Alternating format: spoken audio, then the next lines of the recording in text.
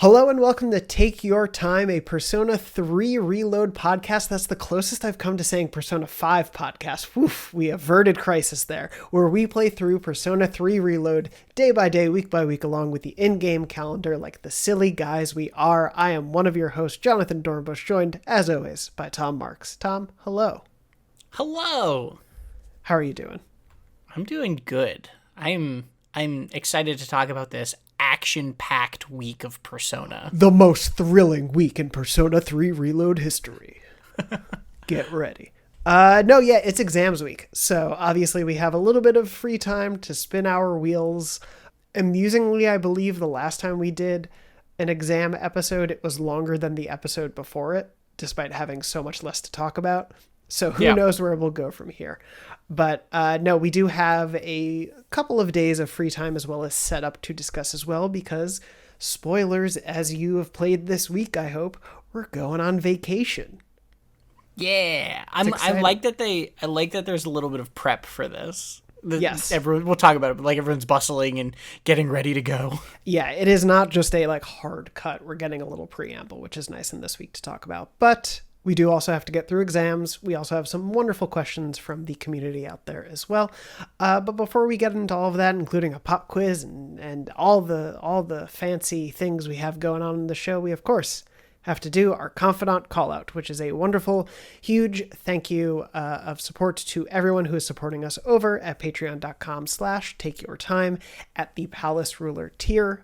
Thank you so much for supporting us, everyone over there. We really, really appreciate it. And a particularly huge thank you to Akechi is a Jelly Bean, Astral Clock Tower, Cameron C., Dallas, Damon, Dan, Dan F., Danimal Lover 01, Default Titus, Dexter, Goro Akechi, Keegan H., Michael V., Philip S., Programmer Sid, Sam K., Sarah M., Shade, Willy Wang Wang, and Zachary L.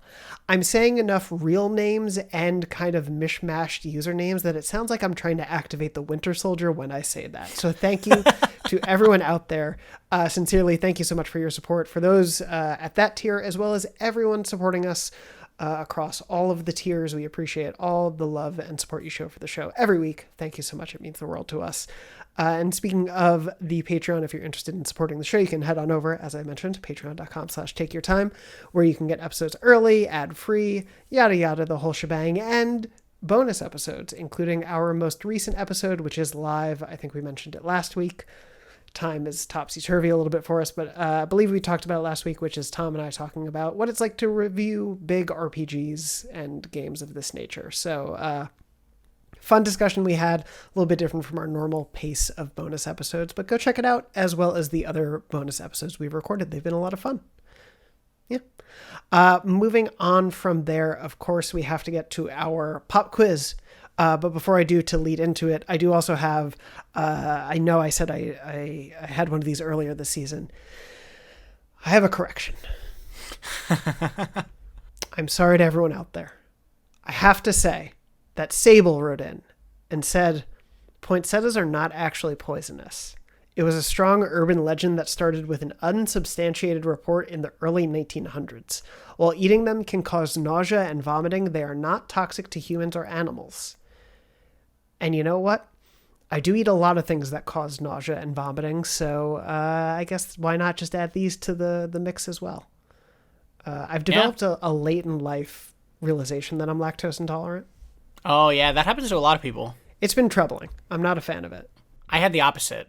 I was lactose intolerant in elementary school, middle school, and then at some point in college, I went, you know what? I'm going to eat this pudding, and nothing happened, and I went, this is great. And now you're just free? Yeah, I'm free. Oh, that's lovely. Yeah, it was good. I don't know if I've had this my whole life or just recognized it late in life because I realized it was related to something else. My relatively under control asthma is activated by levels of histamines in certain things. So any botanical liquors like gins I can't drink. Make my throat close up. But I also found out tomatoes can do it. Huh. And as someone who makes a lot of pasta, that really bums me out. But I'm trying to get by. I Yes. have a follow-up fact about poinsettias before we move on. I mentioned last time that people shouldn't call them poinsettias anymore because the person that was named after was terrible. I went back and looked up the actual original. I think it's from the indigenous people of like southern Mexico is where the flower comes from, and it's called Quetla Shoshi. I think is my butchered pronunciation of that. Sure. Cuetlaxochitl. Quetla Shoshi. I think Quetla Shoshi is roughly how you pronounce it, but that's the push people are going for because that's the indigenous name of it rather than the literal colonizer name. Awesome. Well, I hope that catches on more regularly. I will try to integrate that into my yearly discussion of the plant. But I really thought you were going to come back and be like, I looked up just to clarify how awful the man was. Oh, no, we don't have to get into that here. Anybody who's curious can go do research on their own. Well, anyway, with that, Sable also wrote in with a guess for this week's pop quiz. So, Tom, why don't I hand it off to you and tell us what that pop quiz was again? Yes. So last week I asked that there's an NPC you can talk to during the week. I think only for a kind of brief period between the full moon and the exams, where they mention that GeckoCon High almost had a theme song, and they say what the name of that theme song was going to be. And we asked for your best real and fake answers to this question. So Jonathan, did we get some guesses? Because I liked yours last week. We did. What was mine last week? It was like the GeckoCon Get Down Gecko something. It was good. I went into a fugue state when I said that. I genuinely don't remember, which is how I usually podcast. So that's good to know. Sable wrote in with, I think, just a very classic and clean Go, GeckoCon Go. I think works very well. We also got some other answers over on the Patreon. And unfortunately, I've scrolled too far down the page, so I have to scroll up to get to it. But we also got some answers such as Murph said the theme song was obviously, Gloomy Gex by a then unknown and very young 100 Gex. I believe there might have been one or two more, but I'm going to hunt around for them. But Tom, why don't you tell us what the actual answer was? So the actual answer was GeckoCon Boogie. Shorty on YouTube got it correct. That was the one I was looking for. Hey. The GeckoCon Boogie. Congratulations. Congratulations indeed. Yeah, you can talk to, I think it's actually the movie critic guy character outside of the movie theater, and he'll tell you about it. I don't know why, but it's just one of those little factoids the game likes to drop. I kind of tried to avoid that guy after a certain point. I was like, having gone to film school, I was like, I've had enough film bros in my life. I'm good to ignore this guy, I think. Yeah, that's fair. But anyway, that is for our film podcast. I've realized almost every podcast I listen to has like an offshoot film podcast, which is a really strange trend. You'd think everyone that everyone has covered all films by now, but apparently not. Anyway, we're not going to be covering a film this week, or are we? We're covering the days of July 14th through 19th, which is a little bit off kilter schedule-wise. We're going to continue to be as we go through July. We'll give you the dates at the end of the episode, and it should be in the description as well. I'm not gatekeeping the dates. I just forget them off the top of my head, but I believe... Build that suspense. Classically, you gotta leave them something at the end, otherwise they won't listen to the whole episode, right? If you listen to the whole episode, I will tell you my deepest, darkest secret. Oh, well, now I'm holding you to that. Boy, I gotta think of something good. We're going to be talking about the week of July 14th through 19th, which, as we mentioned, includes exams and a few days of some interesting stuff to talk about. But of course... it's only like 2 actual free-ish days, and then the rest are exams. Yeah, this is, as we know from the first exams, and if you've played another Persona game, just a reality of the calendar schedule mixed with this show. It creates these weird gaps. We have some questions from the community that we'll throw to as well. I will say I tried to pull from some past weeks where we had some left over. Apologies to anyone I missed. We have such a wonderful batch of questions we have answered, and a bunch that I was like, I think we've answered this. I can't remember every conversation I've unfortunately had. So if we've missed some, please pester me in the Patreon. That was too many P's without a pop filter. And let us know if you have any lingering questions. We'll have weeks in the future to talk about stuff, so please continue to drop those in. We appreciate it so much.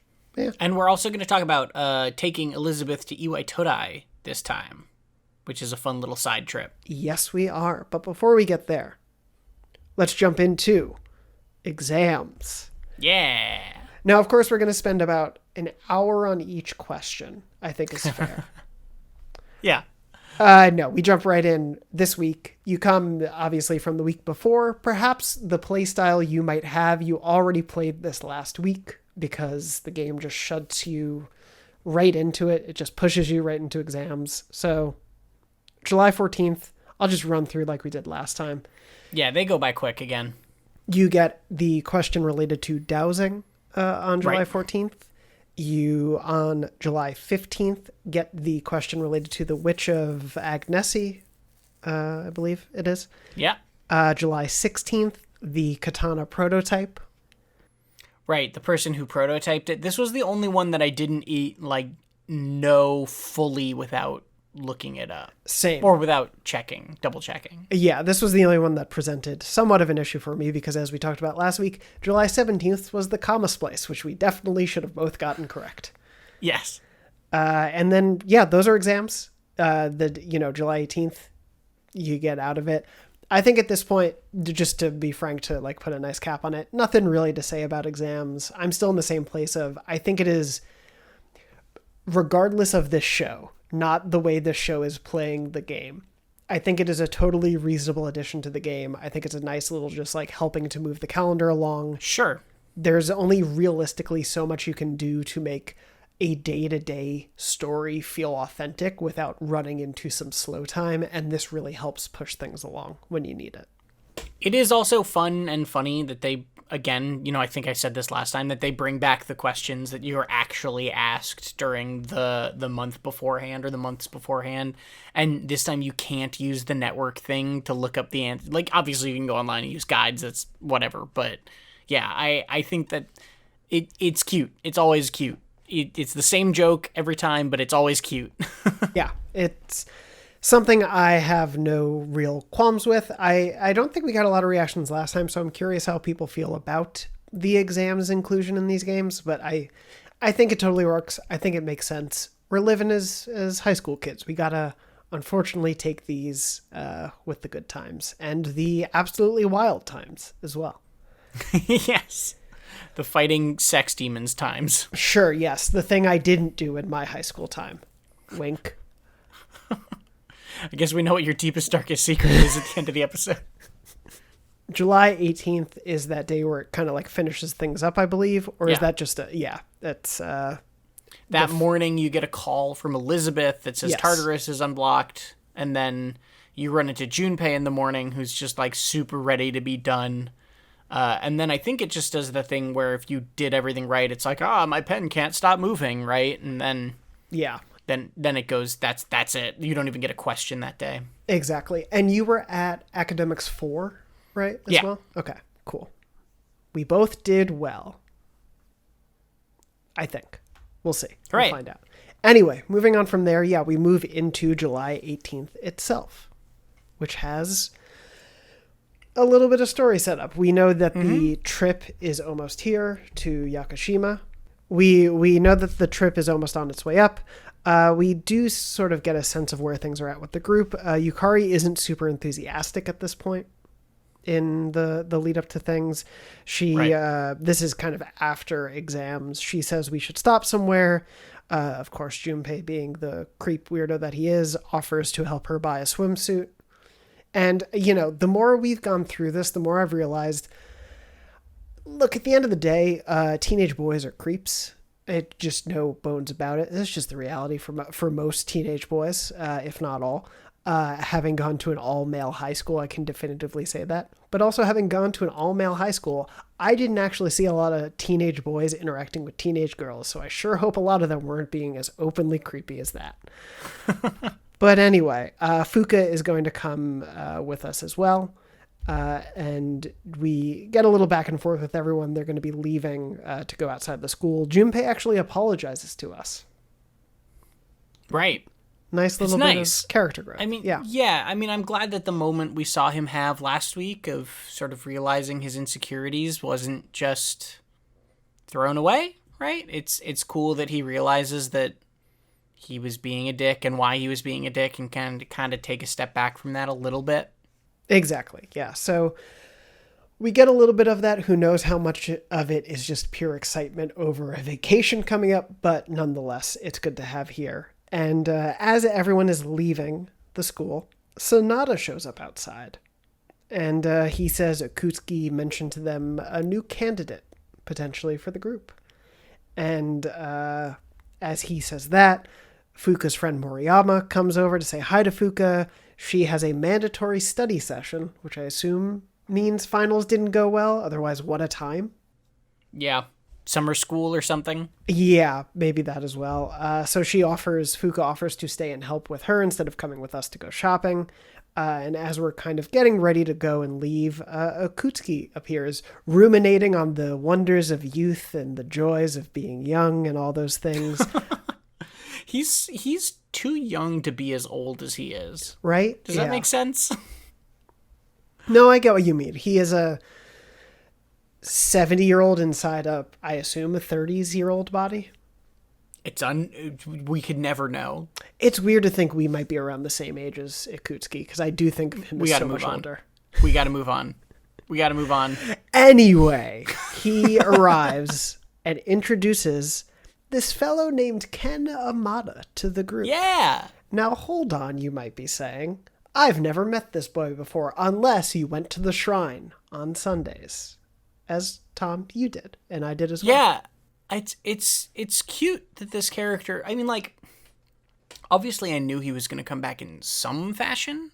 I definitely didn't expect him to be a potential Persona user in the waiting. I definitely didn't expect him to, I just didn't know what his deal was going to be. And I assumed social link or something. So this introduction is cool and really unexpected to me. And I love that they seeded him in a little bit earlier, just to sort of, if you're observant, you get a little extra history with this character. And if you're not, it doesn't really matter.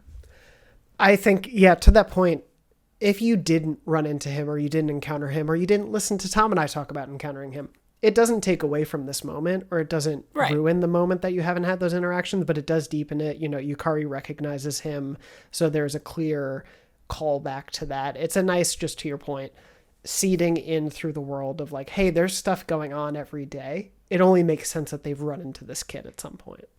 Right. Yeah.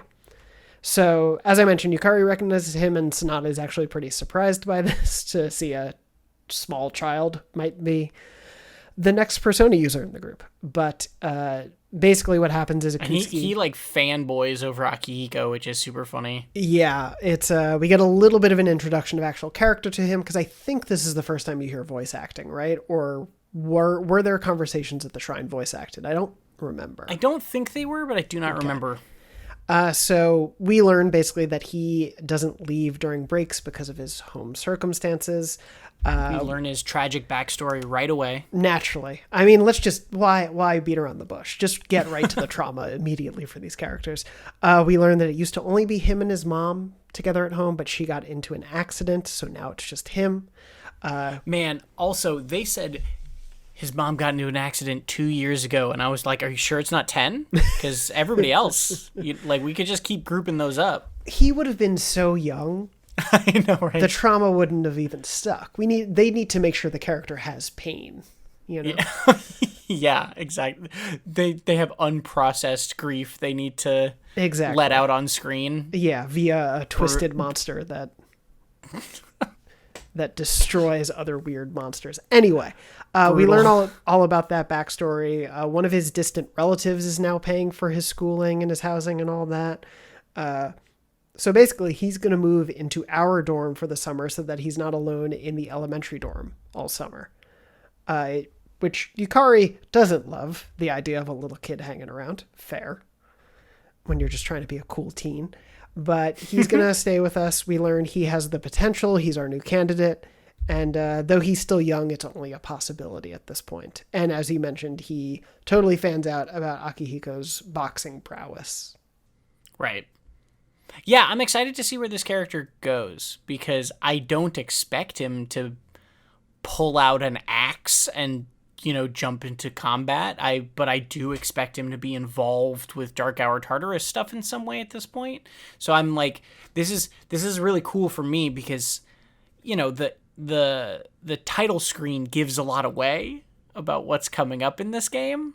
And so to meet a character that I was not expecting, have no context for, don't really know how they fit into this whole picture, it's just neat. It's very exciting. In an age of secrets sort of dying for whatever reason about games, it's cool to have something like this. Yeah, well, let me just spoil everything for you right here, right now.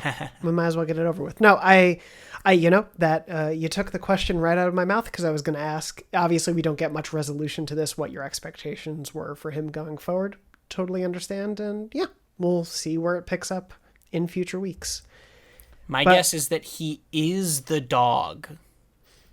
Interesting. I mean, it could be. Okay, I'm just curious. They both curious. hang out at the shrine. True. Both of their parents are tragically died a number of years ago or whatever.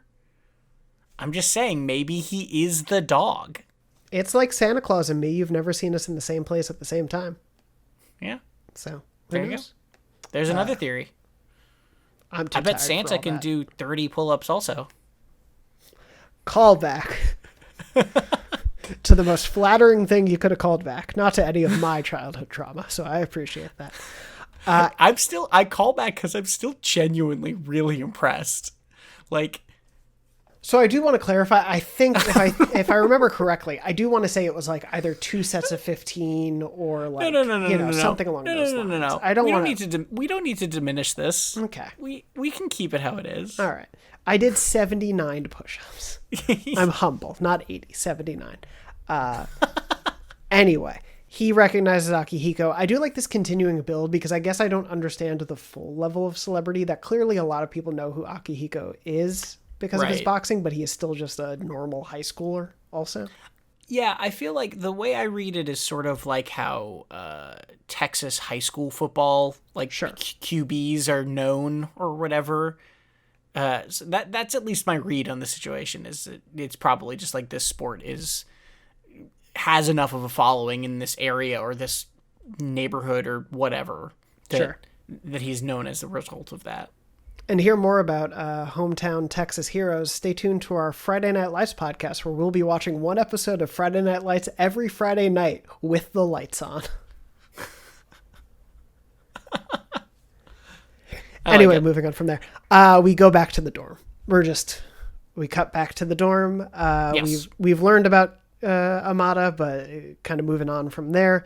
Junpei suggests going to the mall. And Akutsuki says, speaking of going to the mall, here's a black sword. Yeah. Speaking of the mall, here's a gun. Yep. Oh, okay. Thank you. He gives you this sword, right? The black sword item. Yes, and recommends that you head on over to Mayoido or Mayoido. I don't know. I did not write it down, but one of those sounds correct. Fair enough.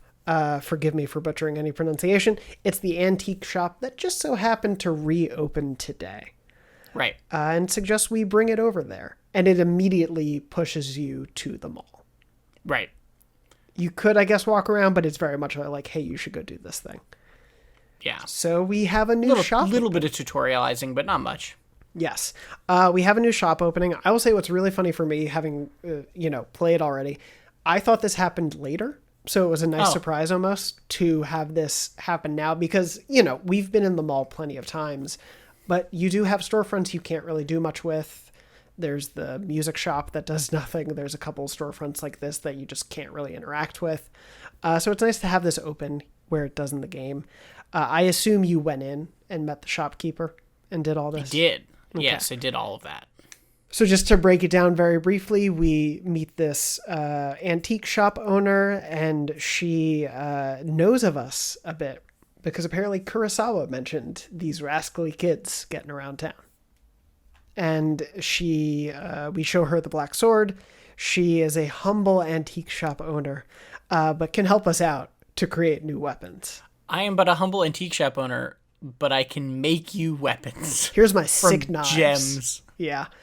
No, so I think this is a really funny thing. I'm kind of glad you never asked about it, but obviously if you've been going throughout Tartarus all this time, you have probably gotten a lot of these gems or orbs or whatever, that otherwise have had no purpose as of right now.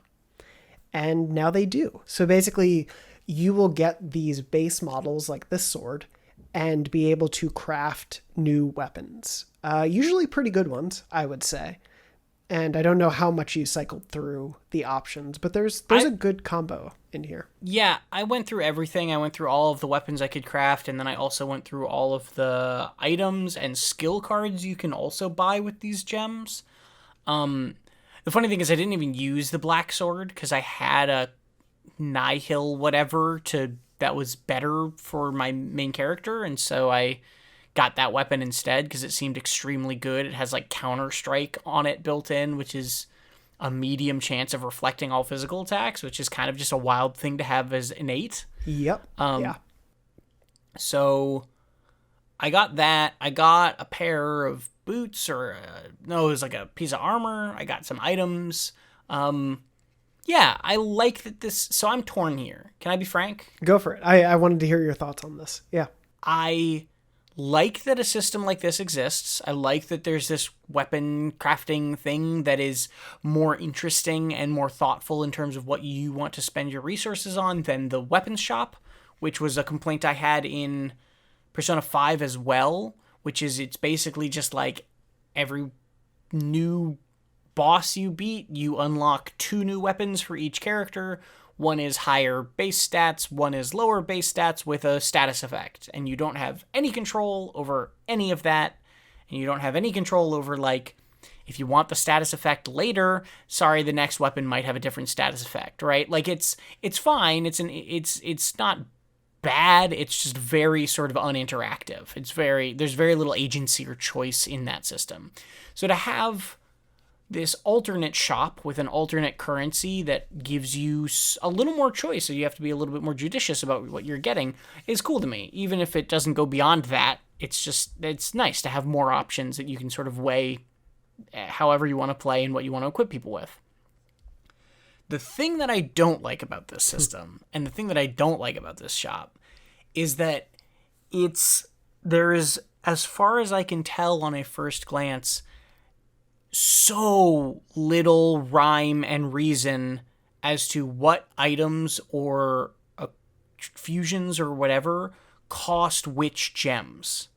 So one thing could cost 5 onyx and another thing could cost 2 onyx and you only have 6. So the only way to know if you can buy that 5 onyx thing is if you go through every single list on all 3 of these menus and check all of the things you could potentially buy and then compare them to how many of that thing you have, and then you can buy the stuff you want. And so, like, because there's all these different currencies and there's not an easy way to just quickly, while you're in this menu, check how many of each currency you have, it is this micromanagement game of keeping track of what you have and what you would want to spend and if anything else uses that same resource. And since there's, as far as I can tell right now, there's very little logic. Like, maybe somebody can tell me if this sort of the logic develops over time of, like, this character always uses this type of gem or this type of item or healing thing always uses this type of gem. Like, that would be helpful. But right now it just looks like a pile of 8 different currencies, and you just sort of have to figure it out by going through all the menus one by one. And that is not the end of the world. I don't mean to make it out to be this big game-breaking thing, but it is frustrating in a way that makes me not want to interact with the system too deeply. You know, it's just like, I don't want to look at it's that I ain't reading all that, but I'm happy for you, or sorry that happened, right? Like that meme, like it just makes me kind of turn off, which I don't like. Yeah, no, I get what you mean. I would say, to be frank, I'd never investigated the currency system to the point where I can confidently tell you what does what. Right. You know, also doing so would be a nightmare. It would be a lot. I mean, I legitimately didn't use this store much, probably to my detriment in some cases. It probably would have helped a little bit, but I do think you need to your point, you essentially need to window shop the entire catalog before you decide what to buy. And it is one of those things where it takes time. It takes a lot of making sure you're not accidentally locking yourself out of something you really like. I will say you will get a lot of these currencies just by the nature of how much we end up going to Tartarus, that you'll probably be able to get most of the things you want reasonably. Yeah, But, and maybe that's the key, part of the key I'm missing too, right? Is if you have enough of these things, then the decisions are not very hard all of a sudden. well, and I think it also depends. I mean, for me, especially with just focusing on this initial batch, I pretty much don't care about any of the skill cards right now. I don't feel like I need them at this moment. So that's very much I can ignore that section of the shop. Sure. Items, Totally fair. give or take, there's a few things in there that I think are actually very helpful, especially when it comes to some status effect things and whatnot. But yeah, being able to buy beads or whatever, amazing. even just that is super great. Yeah, I think I prioritized on the item side anything that was like SP related or revival, and then mostly did the cost benefit analysis of like going between weapons and armor to see what would be the best of the best to get. But, yeah. The other thing that caught my eye was the accessories that were the just sort of generic elec boost or fire boost, right? Like that stuff is, you throw one of those on the character that uses that element, and that's just sort of generically good. Yeah.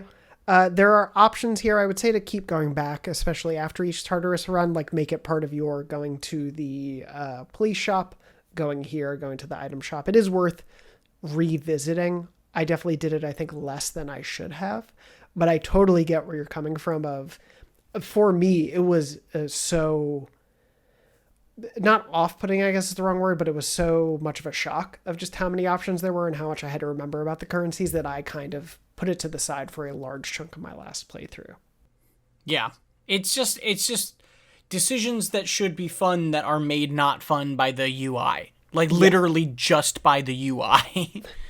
That said, or I guess UI and UX if you want to get particular about it. I think to some extent I will say I dig the look of the shop internally. It's one of those, thematically it rules. Yeah, it's one of those things where it has such a different vibe from the other shops because of sort of the dark coziness to it.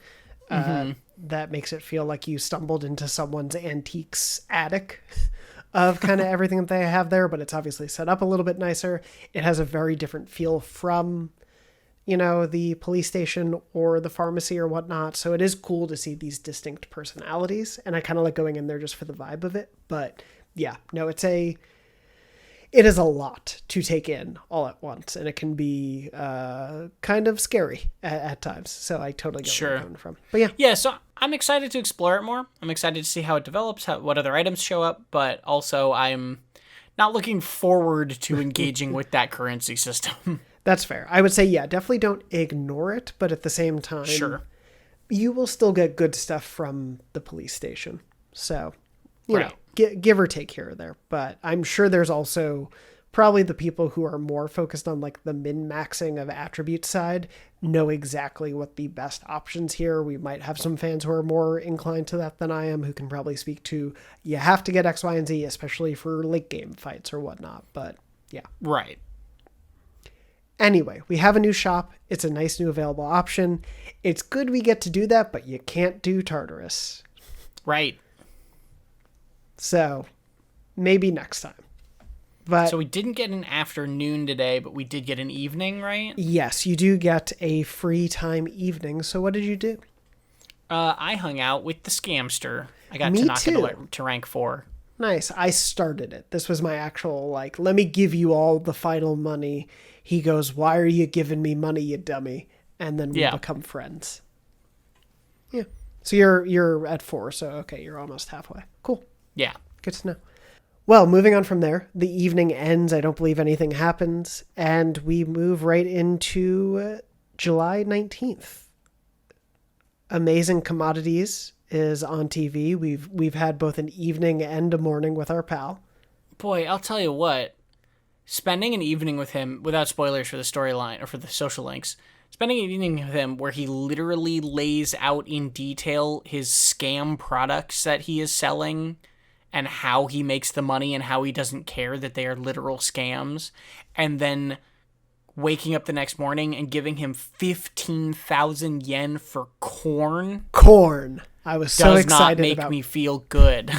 Yeah, but I was excited about corn because of our Persona 5 Strikers playthrough. God.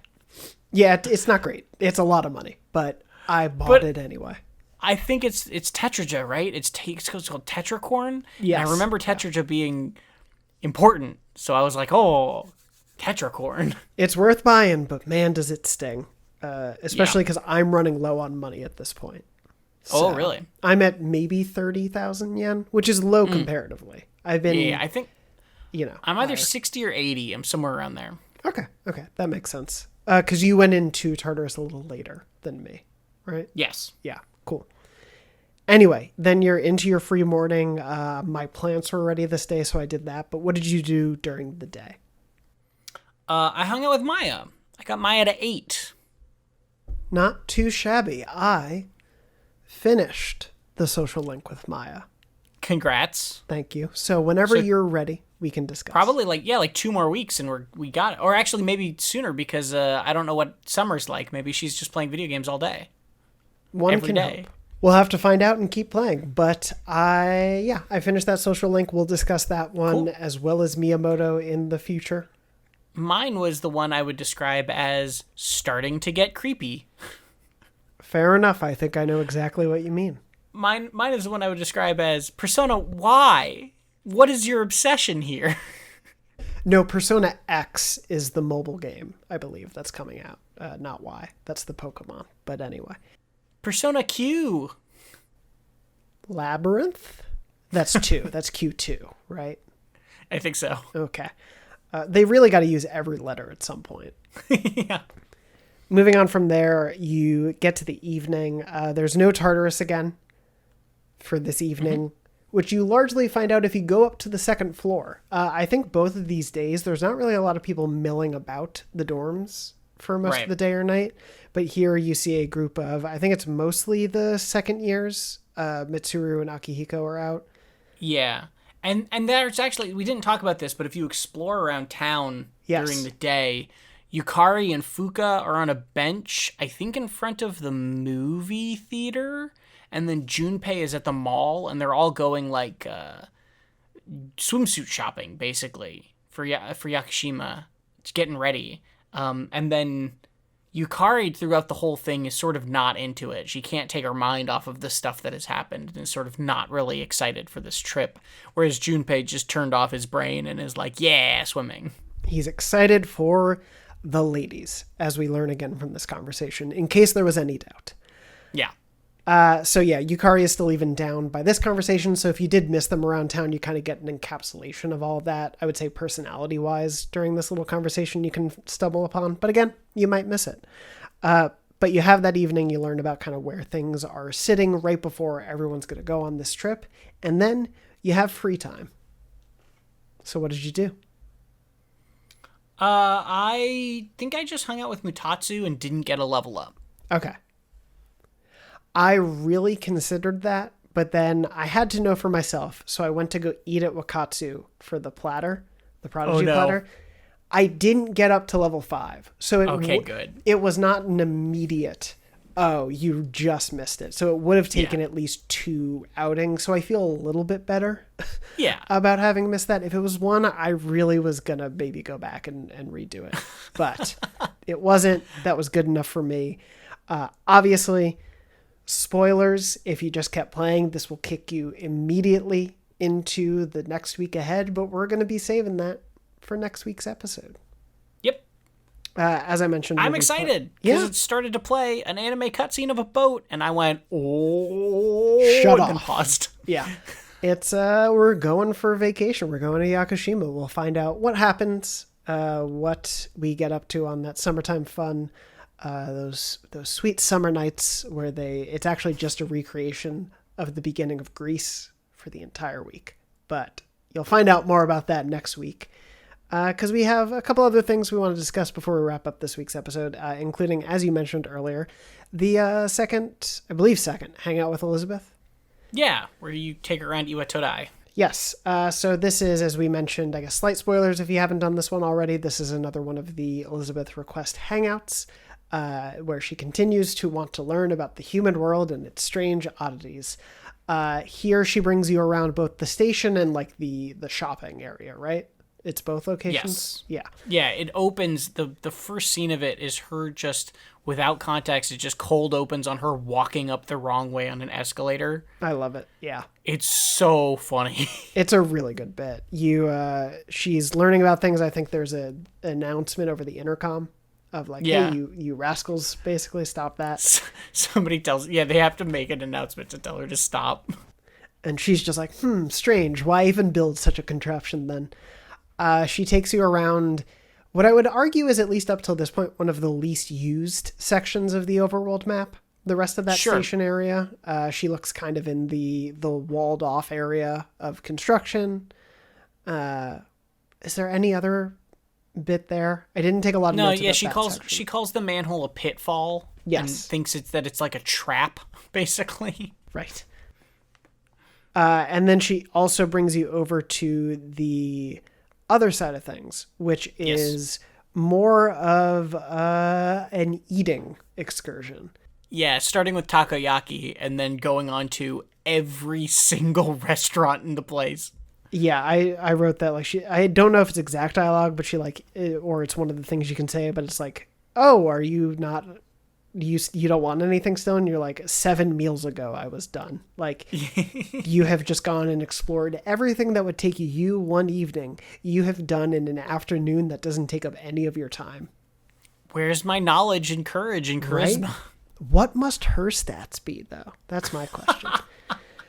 It's, again, a nice little tour, fun jaunt around town. I like seeing the world that you start to take advantage of, I guess, to a certain extent, or just take for granted, is more the idiom I meant to say. You take for granted this world that you're going to every evening and getting to see it through her eyes and sort of the silliness there. I appreciate the lens that it provides for things. Yeah, and there's a couple of funny little moments, like I loved that she specifically calls out that she wants to go to the internet cafe to like mix sodas. Very specifically, She wants to go to the soda fountain and just mix different. It's just so cute, the little human things that they pull out for her to be interested in that are mundane, but also you could see why they would charm someone from another dimension, right? Yep.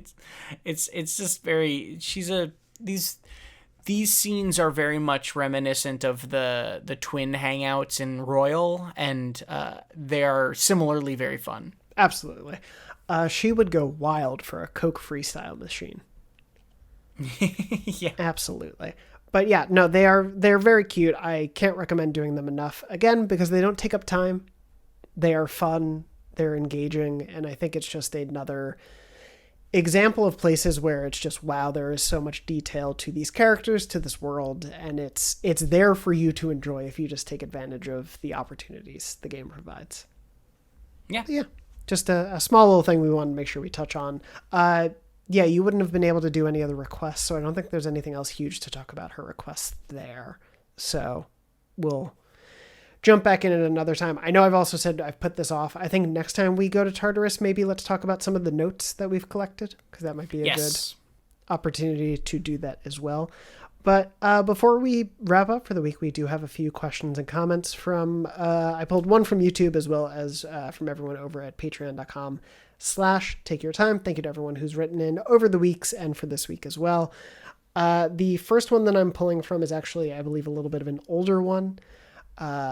Goro Akechi wrote in and said, I am curious of your opinions on P5 characters, if your opinions, on P5 characters have changed or evolved as you're playing P3 and directly experience some of the Persona party member archetypes, like Mitsuru and the similarities to Makoto. Does that make Makoto feel less special to you, or just make you appreciate the ways each story uses those characters? We talked about the archetypes a little bit toward the beginning, but now that we've had more time with them, I was curious for your perspective, obviously with the caveat that we've not experienced their full story. Yeah, I don't think it's changed my opinions on P5 characters, because I I guess I was never under the assumption that those archetypes were unique in P5, right? Like having watched anime and played other sort of games like this, or with parties like this, it's not surprising that there's a goody two shoes head of the class person, right? And it's not surprising that there's the bumbling, friendly idiot who, will fight for his friends or whatever, right? Those are just Persona 5 didn't invent those, and P3 didn't invent those, and so it doesn't make me think of P5 any differently. But definitely I'm actually starting to appreciate their differences more as we get deeper in, which I like. And I think that the way that some of Persona's characters could fall flat is already how I felt about them. And I'm really enjoying how sort of slightly more nuanced as a whole package some of these characters are, if that makes sense. We talked about how Persona 5 has chapters more.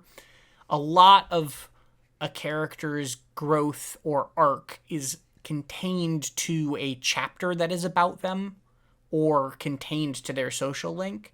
And I like that we have Yukari,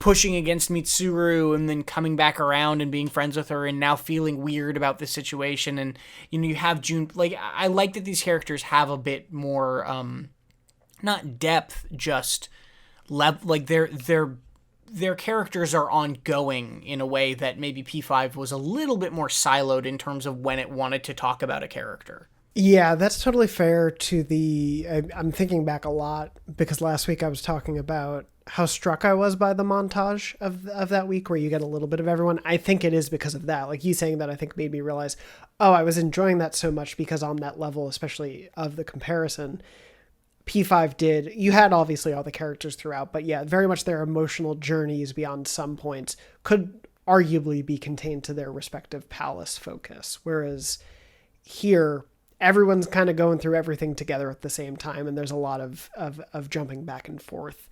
And again, to your point, doesn't make one better or worse than the other, but it's a different flavor.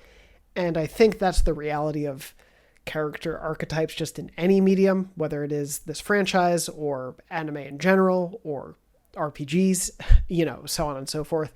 You're going to run into a lot of similar characters. And so it doesn't surprise me that, especially knowing 3 through 5 had similar or the same directors and like over, top level people on the projects, that they wanted to explore similar ideas through different lenses. A lot of creatives like to do that. A lot of people like to kind of interrogate ideas and people and thoughts and whatnot multiple times throughout their bodies of work. So it definitely, I think there's a lot of directors you can point to in movies who have very similar characters in each movie. So it's not disappointing to me, and I'm very much in the same place as you, as I've especially now on a second playthrough only continuing to appreciate the differences within those archetypes that the game establishes, because I think the worst thing could be it's like, there's not much of a difference here. Yeah, it's almost, thinking about it now, the comparison that almost came to mind is like P5 is almost like, or P3 almost feels like more of like a classic TV show structure, whereas P5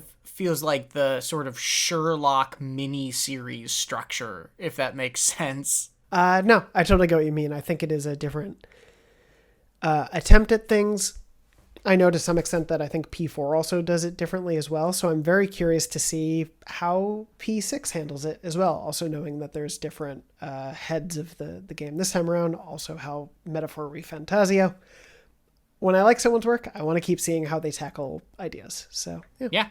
And I'm glad, again, we've said it a million times, I'm glad these games are not the same, right? I'm glad they're not the same, and I'm glad that, I'm not saying one is better than the other. I'm just saying it's interesting to see those differences. Yes, absolutely. Speaking of character differences, Kirsten Lopez from YouTube also asked, because we had been talking last week of sort of the like fan servicey moments that we got during the final boss there. They were curious of our thoughts of the portrayals of Yukari versus An, which feels like the comparative point here. In their opinion, especially as they were both lovers arcanas, they felt like An's character was much more over-sexualized, and was curious to hear our take. obviously you've only played up to this point in the game, so you don't know like the full arc of Yukari, so I'll try to hold back a little bit from there. But curious how you also see her, I think, in light of how that moment was approached, and just as well as like in general how her place in the story has been. Yeah, and I can also only just, obviously talk about this from the context or the point of view of like a straight dude. So I'm, not the authority on this necessarily.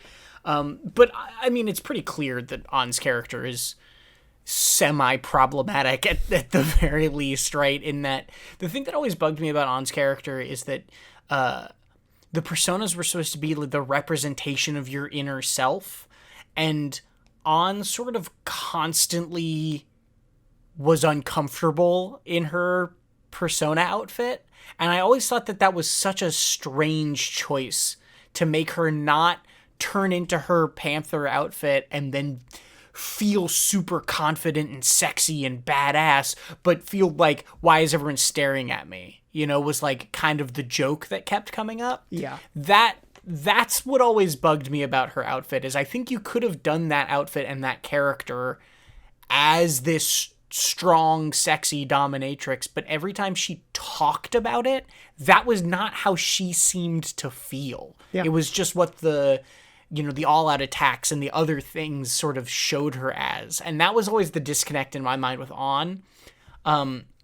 Yukari is obviously a much different presentation of a character, right? There's no one who is, at least yet, that overt in their sexualization, and I think that is, pretty clear difference. I do think that they handle themselves very similarly in certain situations. Like, I think Ann in the shower scene situation probably would react and stand up for herself in a very similar way. So, like, I don't think that they're completely different characters necessarily, but they're, how they're handled and how they talk about themselves is interestingly it's interesting how it contrasts. Yeah, I'm totally with you. I think that disconnect when it comes to Ann's character, because she is a pretty like strong-headed, confident person, but yeah, having that disconnect with how she felt in the metaverse was a strange thing that didn't really line up with, like, I was trying to go through it as I was thinking through all the other, I don't think any other Phantom Thief had a problem with how they showed up in the metaverse. I think everyone was like, this suit is cool. Yeah, pretty much. Yeah.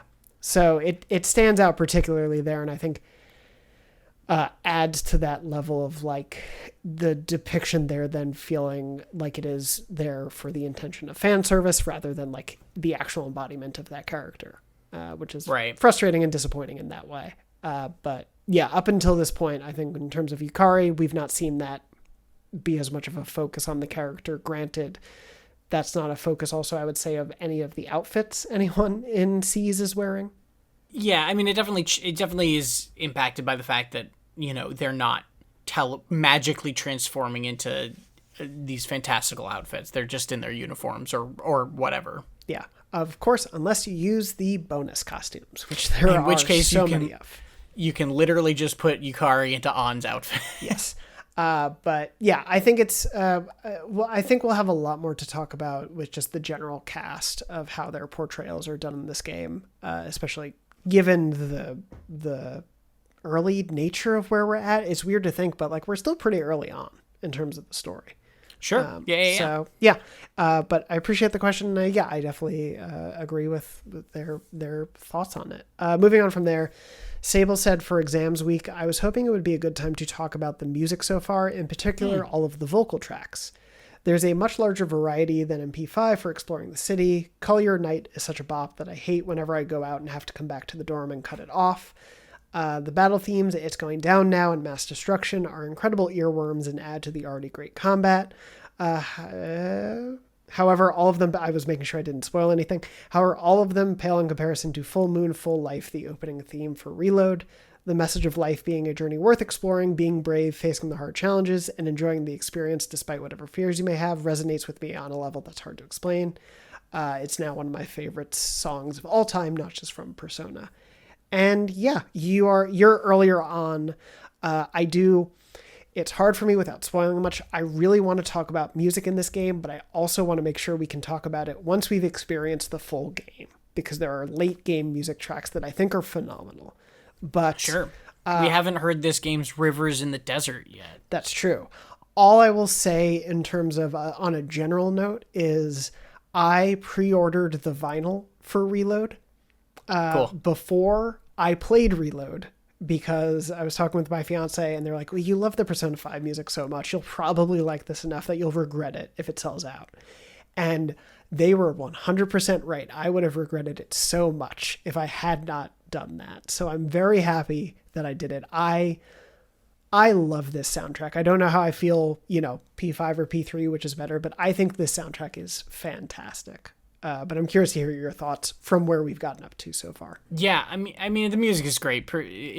That's a given, right? I like how this one is a little distinct. It's got a little bit of the rap in there, right? Like it's like the hip hop influences or whatever is cool. It sets it apart in a nice way. I love the wandering around the town themes. I don't remember the exact name. The only tiny complaint that is not really a complaint about the music is that I can't understand the words as clearly. I don't know why. I don't know if I'm old now. No, I get what you mean. There's one lyric that we kept saying wrong to each other. I'm going to text my fiance in the other room to see if she remembers, because there's one misheard lyric, like a Fall Out Boy song, that we would say to each other.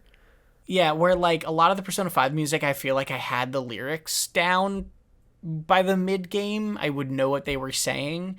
This song I don't, or these songs I don't think I could sing you a single one of them, right? But the one where you're walking around town is great, and I especially love how much variation there is to that one. Every shop you enter is a little bit different. Every different locations is a little bit different. Different instrumentation comes in. It's very dynamic in a really cool way. Overall, I still like P5 soundtrack more, but I think that's more just like genre preference personally than anything else. No, that's totally fair. I think, glad to hear you're liking it. I think there's so much great stuff already. And to your point of the different shops, I might have mentioned this really early on when we first went, but like going into the police station and you're hearing one of the other songs, but it's a slightly different, funkier version of it. It works really well. The vocal tracks, even if I can't understand every lyric, are still fun to listen to. That opening theme, I think, is really, really great. The thing that I can give it the most credit for at this point is I do think Persona 5 set such a high bar for me for that soundtrack, of how good a game soundtrack can be. And so to have this one be as good as it is and not feel like it's too second banana to it, like I love so much of it for its own distinct choices, is such a great, indication of where the soundtrack's at. I know it was literally made a decade or whatever ago, 14 years, whatever it was, but also it does capture that era really nicely. Absolutely. Yeah, no, it does a really good job for its place and time. I have a blast with it. I think we'll be able to have probably a more in-depth music discussion as we go later on. I will also say, at least from my perspective, neither of us is musicologists. I guess I don't know your full musical education and background, but no, I'm not an audiophile or anything like that. That's fair. So yeah, I would say, as much as I want to discuss more music as we go further on, you will only get so much from us in terms of the technicality of it. Yes. My 4 years of Glee Club in high school did not teach me that much about sound, but nonetheless, when a song is good, and these songs are good. Indeed. Anyway, moving on from there, it's the one that sounds like he's saying like chicka wow, chicka wow, wow, like that one. But we would say it to each other as triple brown, meow. Because that's just what we heard one night. That is like not at all the lyric I thought you were going to say. Yeah, exactly. But it could be, I think I also sometimes go triple wow. Yeah. It's a funky beat. I've left the music playing sometimes while we go like prep dinner or something, and we'll just start dancing to it. It's just good. It's good music. It is. And also from there, Lauren asked, I'm a few episodes behind, but would like to know, at least so far, whether each of you prefer a navigator with the sort of usable skills that we've seen with Fuka, or a navigator that is more background set, Futaba. They're like, I'm not sure what the correct term is. I'm not either. But at least so far. Tom, how are you feeling about Fuka's place as a navigator compared to Futaba? Obviously, she has less to do right now. I imagine more abilities will get unlocked as we go, but I like being able to use her SP as a resource and use it when I need to. When it does trivialize bosses a little bit in terms of like, oh, okay, I'm just gonna wait, do a round and then scan them. But I don't mind that necessarily. I thought the Futaba randomly proccing thing was never a point of frustration. It just felt sort of like needless to me, and I wouldn't make all of her abilities activated abilities or whatever, but it just sort of like sometimes you would just go like up and down on floors or in Mementos when you were grinding, and the one time that you would get that trigger that was just reveal the entire floor was, like moments like that just felt like they didn't need to be quite as random. So I like the activating, but also I'm probably going to find myself over conserving her SP a bunch and not activating abilities when if I had Futaba, they would just be activating and I wouldn't have to think about it. So, it's a double-edged sword no matter what you do. No, for sure. There's a give and take. I will say, yeah, if you really love the puzzle solving nature of whittling down what the weakness is, yeah, it can take some of that out, but it also can make a tough fight a little bit more graceful. I will say I'm pretty much aligned with you. The only thing I would also add is just like, I really do like that Fuka has her own theurgies. I think it's a cool way to give her parity with the rest of the group in a nice way. Can't control. Yes. Similarly, the difference between giving your entire party all of their stats upped and healing them when they were near full health anyway is substantial, right? Oh yeah, but also I think does that one also give you SP? The healing one, it might also give you SP. Yeah. I think it does, and so that's again, a weird one where I've gotten that one where my party is 90% full, and I'm like, well, great. But I've also gotten it when we are, really near the end of what I think is a run. All my SP is gone, and oh my god, I can go 100 more floors. Hell yeah. Yeah, and the highs can sometimes make the lows worth it, right? Like randomness gets RNG gets a bad rap in games a lot of the time, but I don't think it is an inherently evil thing by any means, even when it can cause feel bad moments, because it can also cause feel great moments. Yeah. That is the nature of this wild world that we have led up to randomness and chance, and it's almost time for my nightly Balatro game. So with that in mind, thank you to everyone who wrote in. We really appreciate the questions and giving us a chance to talk more about the game. Before we wrap up, Tom, what is your pop quiz question for this week? Okay, so if you haven't done the Iwa Todai trip with Elizabeth, you can go back and do it and figure out the answer to this one. You might be able to figure out the answer to this one even if you don't do it. I think maybe, but we'll see. One of the stops you take on the trip with Elizabeth is to the takoyaki station, the takoyaki booth, whatever you want to call it. And around the takoyaki station on the outside of the wall there's a bunch of signs and prices and stuff, and there's this takoyaki octopus character. I think she has a name, but I can't remember it. But doing different things or in different poses or on different signs. The sign directly below the checkout counter, so the one that's right in front of you when you're standing there, and it's really visible when you're talking with Elizabeth in front of it, has the takoyaki character, this little octopus lady, holding two things, one thing in each hand, that are exceptionally weird. And I'd like to know what those two things are. I love it. Well, this is one of those pop quizzes where it's half a pop quiz and half an excuse for me to tell you about this thing or for you to go find it for yourself, because it's great and I'd love to understand at all why it is this way.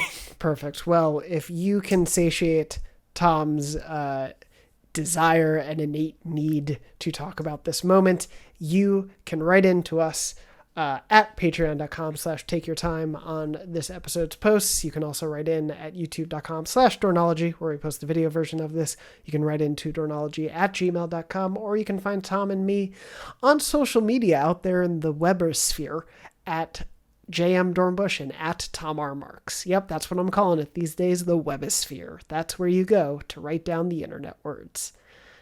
And with that, that's our show. Tom? Jonathan, I have a question for you. What's your deepest, darkest secret?